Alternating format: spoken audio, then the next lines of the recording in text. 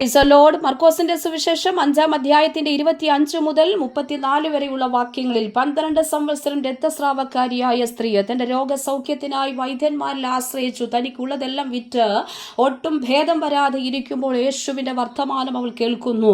യേശുവിനെ കുറിച്ച് കേട്ടവളിതാ അവന്റെ വസ്ത്രത്തിന്റെ തൊങ്കലിലെങ്കിലും തൊട്ടാൽ ഞാൻ രക്ഷപ്പെടും, ഞാൻ സൗഖ്യം പ്രാപിക്കുമെന്ന് വിശ്വസിച്ചവൾക്ക് വേണ്ടി പുരുഷാരവും അതിൽ കൂടി കടന്ന് ആ സാഹചര്യങ്ങളും നിയമങ്ങളും ഒക്കെ അവൾക്ക് പ്രതികൂലം നിൽക്കുമ്പോൾ അതിനകത്തൊട്ടും പിന്മാറിപ്പോകാതെ തന്റെ സൗഖ്യത്തിന് വേണ്ടി ദൃഢനിശ്ചയത്തോടെ തീരുമാനത്തോടെ യേശുവിന്റെ വസ്ത്രത്തിന്റെ തൊങ്കലിൽ തൊട്ടവൾക്ക് വേണ്ടി ക്ഷണമാത്രയിൽ ദൈവശക്തി വ്യാപരിച്ചു.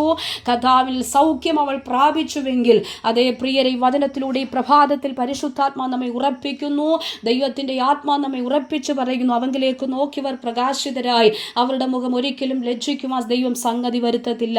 അതേ വിശ്വസിച്ചുകൊണ്ട് തീരുമാനത്തോടെ ദൈവത്തിൽ ആശ്രയിക്കുന്നവർക്ക് വേണ്ടി, ഉറച്ചു നിൽക്കുന്നവർക്ക് വേണ്ടി സർവശക്തനായ ദൈവം ആമേൻ പ്രവർത്തിക്കുക തന്നെ ചെയ്യും. അത് വ്യത്യസ്തമായ ഏത് വിഷയങ്ങളായിക്കൊള്ളട്ടെ, വിഷയഭേദങ്ങളൊന്നുമില്ല, ഏത് വിഷയത്തിനകത്തും പ്രവർത്തിപ്പാൻ സർവശക്തനായ ദൈവം വിശ്വസ്തനായി നമ്മോട് കൂടെയുണ്ട്. ഉറപ്പോടെ കർത്താവിൽ ആശ്രയിക്കുക. നിങ്ങളുടെ രോഗത്തിന് സൗഖ്യം തരുവാൻ, സാമ്പത്തികമായ ബുദ്ധിമുട്ടുകൾക്ക് പരിഹാരം തങ്ങി ആമേൻ വിശാലതയിലേക്ക് കൊണ്ടുപോകുവാൻ ആമേൻ ശൂന്യത നടുവിൽ പ്രവർത്തിക്കുന്ന ദൈവം ഏതെല്ലാം തലത്തിൽ അനുഭവിക്കുന്ന പ്രശ്ന സങ്കീർണമായ വിഷയങ്ങൾക്ക് നടുവിൽ കർത്താവ് നിങ്ങൾക്ക് വേണ്ടി വലിയ ചെയ്യും. അത് ഈ വചനത്തിലൂടെ ഈ പ്രഭാതത്തിൽ കർത്താവ് നമുക്ക് വേണ്ടി ഉറപ്പിച്ചു പറയുകയാ.